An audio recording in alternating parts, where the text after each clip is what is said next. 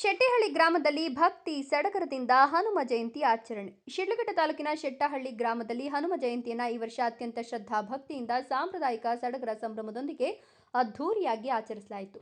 ಮುಂಜಾನೆಯಿಂದಲೇ ಆಂಜನೇಯ ಸ್ವಾಮಿ ದೇವಾಲಯದಲ್ಲಿ ವಿಶೇಷ ಅಲಂಕಾರ, ಮಹಾಪೂಜೆ, ಮಂಗಳಾರತಿ, ಭಜನೆ, ಕೀರ್ತನೆಗಳು ನಡೆದಿದ್ದು ಸಂಪೂರ್ಣ ಗ್ರಾಮ ಭಕ್ತಿ ವಾತಾವರಣದಲ್ಲಿ ತೇಲಿತು. ದೇವಾಲಯವನ್ನ ವಿದ್ಯುತ್ ದೀಪಗಳು ಹಾಗೂ ವಿವಿಧ ಬಣ್ಣದ ಹೂಗಳಿಂದ ಅಲಂಕರಿಸಲಾಗಿದ್ದು, ದೇವರಿಗೂ ದೇವಾಲಯಕ್ಕೂ ಮಾಡಿದ ಅಲಂಕಾರ ಭಕ್ತರ ಗಮನ ಸೆಳೆಯಿತು. ಗ್ರಾಮಸ್ಥರು ಮುಂಜಾನೆಯಂದೇ ದೇವಾಲಯಕ್ಕೆ ಆಗಮಿಸಿ ವಿಶೇಷ ಪೂಜೆ ಮತ್ತು ದರ್ಶನದಲ್ಲಿ ಪಾಲ್ಗೊಂಡರು. ಈ ಸಂದರ್ಭದಲ್ಲಿ ಗ್ರಾಮದ ಮುಖಂಡ ಹಾಗೂ ನಿವೃತ್ತ ಶುಷ್ಕರಾದ ದೇವಕೃಷ್ಣರವರು ಮಾತನಾಡಿ, ನಮ್ಮ ಶೆಟ್ಟಹಳ್ಳಿ ಗ್ರಾಮದಲ್ಲಿ ಹನುಮ ಜಯಂತಿ, ಮಾರಮ್ಮ ಜಾತ್ರೆ, ವೆಂಕಟರಮಣ ಸ್ವಾಮಿ ವೈಕುಂಠ ಏಕಾದಶಿ ಸೇರಿದಂತೆ ಪ್ರತಿಯೊಂದು ಧಾರ್ಮಿಕ ಕಾರ್ಯಕ್ರಮ ಜಾತಿ, ಮತ, ಪಕ್ಷ ಭೇದ ಇಲ್ಲದೆ ಎಲ್ಲರೂ ಒಗ್ಗಟ್ಟಿನಿಂದ ಮಾಡ್ತಾರೆ.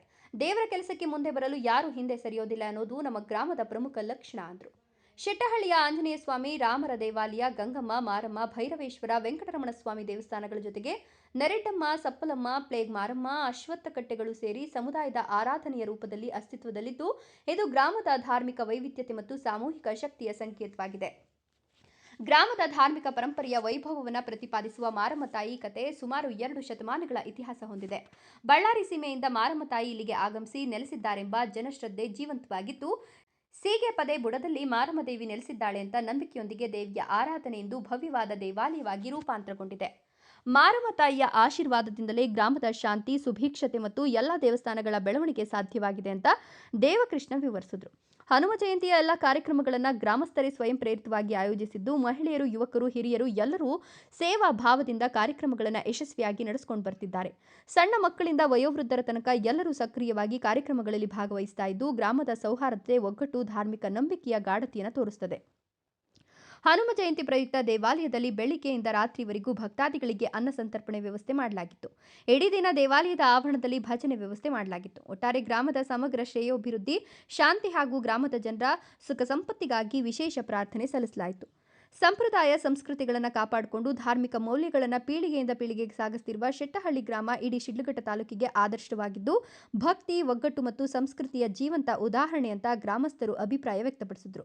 ಈ ಸಂದರ್ಭದಲ್ಲಿ ಗ್ರಾಮ ಪಂಚಾಯಿತಿ ಸದಸ್ಯ ದೇವರಾಜ್, ಊರಿನ ಪ್ರಮುಖರಾದ Muniraja, PDO Ashok, Lokesh, Shashikumar, SP Krishnappa, SM Venkateshappa, SV Narayanaswamy, SV Nanjundamurthy, Shankar, SM Manjunath, Maregowda ಸೇರಿದಂತೆ ಇತರರು ಹಾಜರಿದ್ದರು.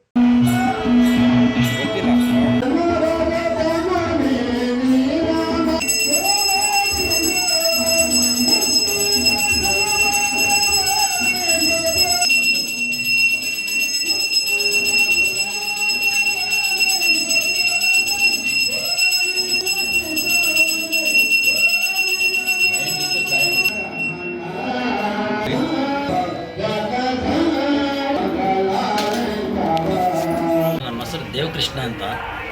ಶೆಟ್ಟಹಳ್ಳಿ ನಮ್ಮದು, ಶಿಡ್ಲಘಟ್ಟ ತಾಲೂಕು, ಅಬ್ಲೂರು ಪಂಚಾಯತ್ ನಲ್ಲಿ ನಮ್ಮದು ಹಿಂದಿನ ಕಾಲದಿಂದನೂ ಸರ್ ನಮ್ಮದು ಹನುಮ ಜಯಂತಿ ಅಂದರೆ ನಡ್ಕೊಂಡು ಬಂದಿದೆ. ಅದೇ ರೀತಿ ಸಂಪ್ರದಾಯ, ಸಂಸ್ಕೃತಿ, ಸಂಸ್ಕಾರ ಇದೇ ರೀತಿ ಬೆಳೆಸ್ಕೊಂಡು ಬಂದಿದ್ದೀವಿ ಸರ್ ನಾವು.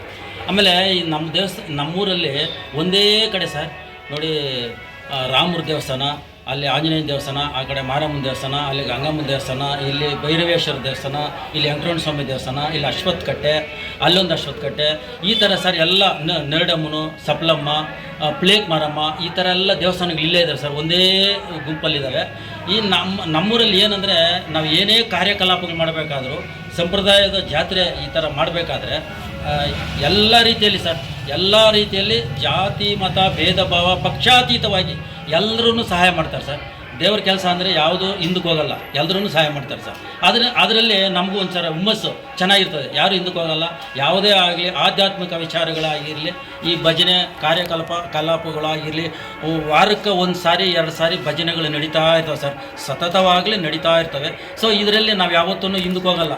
ಯಾರೂ ನೋಡಪ್ಪ ಇವತ್ತು ನಿಂದು ಪೂಜೆ ಅಂದರೆ ಯಾವತ್ತೂ ನಮ್ಮೂರಲ್ಲಿ ಹಿಂದಕ್ಕೆ ಹೋಗಲ್ಲ. ಸಾಮಾನ್ಯವಾಗಿ ಆಲ್ಮೋಸ್ಟ್ ಆಲ್ ಸರ್ ನಮ್ಮೂರಲ್ಲಿ ಎಲ್ಲರೂ ಹೂ ಬೆಳೆಗಾರರು ಜಾಸ್ತಿ, ದ್ರಾಕ್ಷಿ ಹೂ ಜಾಸ್ತಿ ಇದೆ. ಸೊ ಯಾರು ಹಿಂದಕ್ಕೆ ಹೋಗಲ್ಲ, ಎಲ್ಲ ಚೆನ್ನಾಗಿ ಸಂಪಾದನೆ ಮಾಡೋರೆ, ಚೆನ್ನಾಗಿದ್ದಾರೆ. ದೇವ್ರ ಕೆಲಸ ಅಂದರೆ ಯಾರು ಸರ್ ಹಿಂದಕ್ಕೆ ಹೋಗೋದೇ ಇಲ್ಲ. ಪ್ರತಿಯೊಂದಕ್ಕೂ ಎಷ್ಟು ಕೇಳಿದ್ರೆ ಅಷ್ಟು ಕೊಡುವಂಥ ಮನೋಭಾವ ಉಳ್ಳವರು ನಮ್ಮ ಶೆಟ್ಟಹಳ್ಳಿ ಗ್ರಾಮದಲ್ಲಿರೋರು. ಸೊ ಹಾಗಾಗಿ ನಾವು ಈ ದೇವಸ್ಥಾನದಲ್ಲಿ ಮುಂದಕ್ಕೆ ನಿಂತ್ಕೊಂಡು ಒಂಚೂರು ಎಲ್ಲ ವ್ಯವಸ್ಥಿತವಾಗಿ ಇದು ಆಧ್ಯಾತ್ಮಿಕ ಸಂಪ್ರದಾಯ ಪ್ರಕಾರವಾಗಿ ಪೂಜೆ ಯಾವುದು ಇವಾಗ ಹನುಮ ಜಯಂತಿ ಬಂತು, ಸಂಕ್ರಾಂತಿ ಬಂತು, ಧನುರ್ಮಾಸ ಬಂತು, ಆಮೇಲೆ ಇದು ದಸರಾ ಬಂತು. ಈ ಥರ ಬಂದಾಗ ಎಲ್ಲನೂ ಮುಂದೆ ನಿಂತ್ಕೊಂಡು ಎಲ್ಲನೂ ನೀಟಾಗಿ ವ್ಯವಸ್ಥಿತವಾಗಿ ಕಾರ್ಯಕಲಾಪಗಳು ಸಂಪ್ರದಾಯವಾಗಿ ಹಿಂದಿನ ಕಾಲದಿಂದನೂ ನಡ್ಕೊಂಬಂದಿದೆ ಸರ್. ಈಗ ಒಟ್ಟಾರೆ ಹೇಳ್ಬೇಕಂದ್ರೆ ಸರ್, ಸುಮಾರು 200 ವರ್ಷಗಳ ಹಿಂದೆ ನಮ್ಮವರು ಎತ್ತುಗಳು ಹೊಡ್ಕೊಂಡು ಎತ್ತುಗಳು ಮಾರೋದು ಜಾಸ್ತಿ ಸರ್. ನಮ್ಮೂರಲ್ಲಿ ಎತ್ತುಗಳಿದ್ದು ಜಾಸ್ತಿ, ದನ ಜಾತ್ರೆ ಜಾಸ್ತಿ. 200 ವರ್ಷಗಳ ಹಿಂದೆ ಬಳ್ಳಾರಿ ಸೀಮೆ ಅಂತ ಅದು, ಅಲ್ಲಿಂದ ಅಲ್ಲಿ ಎತ್ತುಗಳು ಮಾರ್ಕೊಂಡು ಅಲ್ಲಿ ಗುಡಾರ ಹಾಕ್ಕೊಂಡು ಅಲ್ಲಿದ್ದಾಗ ಅಲ್ಲಿ ನಮ್ಮವ್ರ ಮೇಲೆ ಒಬ್ಬರ ಮೇಲೆ ಬಂದು ಮೈ ಮೇಲೆ ಬಂದು ಮಾರಮ್ಮ ಅಂತ, ಅಲ್ಲಿಂದ 200 ವರ್ಷಗಳಿಂದ ನಮ್ಮ ಊರಲ್ಲಿ ಒಂದು ಸೀಗೆ ಪದೆ ಮಳೆ ಹುತ್ತು ಸೀಗೆ ಪದೆ ಆ ಮಳೆ ಹತ್ರ ಬಂದು ನೆಲೆದಿರೋದಯ್ಯಮ್ಮ. ಅವತ್ತಿಂದ ದೇವಸ್ಥಾನ ಕಟ್ಸ್ಕೊಂಡು ನಮ್ಮೂರಿಗೆ ಯಾವುದೇ ಕುಂದು ಕೊರತೆಗಳಿದ್ದೀರ ತೊಂದರೆಗಳಿಲ್ದಿರ ಚೆನ್ನಾಗಿ ಕಾಪಾಡ್ಕೊಂಡು ಬಂದಿದೆ ನಮ್ಮ ಮಾರಮ್ಮ ತಾಯಿ. ಆಯಮ್ಮಂದು ನಾವು ಹೇಳ್ಬೇಕಂದ್ರೆ ಆಯಮ್ಮನಿಂದನೇ ಸರ್ ನಾವೆಲ್ಲ ಈಗ ಈ ದೇವಸ್ಥಾನಗಳು ಉದ್ಧಾರ ಆಗಿರೋದೆಲ್ಲ ಆಯಮ್ಮನಿಂದ ಸರ್. ಆಯಮ್ಮನ ಉಂಡಿಯಿಂದನೇ ಸರ್ ನಾವು ಇಷ್ಟೆಲ್ಲ ನಾವು ಮಾಡಬೇಕು, ಅಭಿವೃದ್ಧಿ ಕೆಲಸಗಳು ಮಾಡಬೇಕಾದ್ರೆ ಕಾರಣಕರ್ತನೇ ನಮ್ಮ ತಾಯಿ ಮಾರಮ್ಮ ತಾಯಿ ಸರ್. ಇಷ್ಟು ಹೇಳೋಕ್ಕೆ ಇಷ್ಟಪಡ್ತೀನಿ ಸರ್. ರಾತ್ರಿ 2 ಗಂಟೆ ಆಯ್ತು ಸರ್, ಎಲ್ಲ ಇದು ಡೆಕೋರೇಷನ್ ಎಲ್ಲ ಮಾಡಿ ಎಲ್ಲ ಫ್ಲಾಗ್ಸ್ ಹನುಮಾನ್ ಎಲ್ಲ ಫ್ಲಾಗ್ಸ್ ಕಟ್ಟಿ ಎಲ್ಲ ಬಂಟಿಕ್ಸು ಇವೆಲ್ಲ ಚಪ್ರಗಳು ಇವೆಲ್ಲ ಹಾಕಿ ಸೀರಿಯಲ್ ಸೆಟ್ಗಳೆಲ್ಲ ಬಿಟ್ಟು ದೇವಸ್ಥಾನಗಳೆಲ್ಲ ತೊಳೆದು ನೀಟಾಗಿ ವ್ಯವಸ್ಥಿತವಾಗಿ ಚೆನ್ನಾಗಿ ತೊಳೆದು 2 ಗಂಟೆ ಆಯಿತು. ಆಮೇಲೆ ನೆಕ್ಸ್ಟ್ 5 ಗಂಟೆಗೆ ಸ್ಟಾರ್ಟ್ ಆಯಿತು ಸರ್ ಪೂಜೆ. ಏನು 5 ಗಂಟೆಗೆ ಅಂತಂದರೆ ಅಭಿಷೇಕ ನಡೀತದಲ್ಲ ಸರ್, ಬ್ರಾಹ್ಮಿ ಮುಹೂರ್ತದಲ್ಲಿ ಅಭಿಷೇಕ 5 ಗಂಟೆಗೆ ಸ್ಟಾರ್ಟ್ ಆಯಿತು ಸರ್. 5 ಗಂಟೆ ಸ್ಟಾರ್ಟ್ ಆಗಿದ್ದು 10 ಗಂಟೆವರೆಗೂ ನಿರಂತರವಾಗಿ ಪೂಜೆ ಅಲ್ಲಿ ನಡೆಯಿತು ಸರ್. ಸೊ ಅಲ್ಲಿಂದ 10, 10:30, 11 ಗಂಟೆಯಲ್ಲಿ ಅಲ್ಲಿ ಮಹಾಮಂಗಳಾರತಿ ಆಯಿತು. 11 ಗಂಟೆ ಒಳಗಡೆ ಮಹಾಮಂಗಳಾರತಿ ಆಯಿತು. ಆ ಮಹಾಮಂಗಳಾರತಿ ಆಗಿದ್ದ ತಕ್ಷಣ ನಾವು ಪ್ರಸಾದ ವಿನಿಯೋಗ ಆಯಿತು. ಪ್ರಸಾದ ವಿನಿಯೋಗ ಆಯಿತು ಸರ್. ಆಮೇಲೆ ಪ್ರಸಾದ ವಿನಿಯೋಗ ಆ ಕಡೆ ನಡೀತಾ ಇದ್ದಂಗೆ ಇಲ್ಲಿ ಭಜನೆ ಕಾರ್ಯಕ್ರಮ ಇಲ್ಲಿ ಸ್ಟಾರ್ಟ್ ಆಯಿತು ಸರ್. ಇಲ್ಲಿ ಭಜನೆ ಕಾರ್ಯಕ್ರಮ ಸ್ಟಾರ್ಟ್ ಆಯಿತು. ಆಮೇಲೆ 12 ಗಂಟೆಗೆ ಭಜನೆ ಕಾರ್ಯಕ್ರಮ ಸ್ಟಾರ್ಟ್ ಆಯಿತು. ಅಂದರೆ ನಿರಂತರವಾಗಿ 12 ಗಂಟೆ ರಾತ್ರಿವರೆಗೂ ನಿಲ್ಲಿಸಬಾರ್ದು ಅಂತೇಳಿ ಮಾಡ್ತಾಯಿದ್ದೀವಿ ಸರ್ ನಾವು.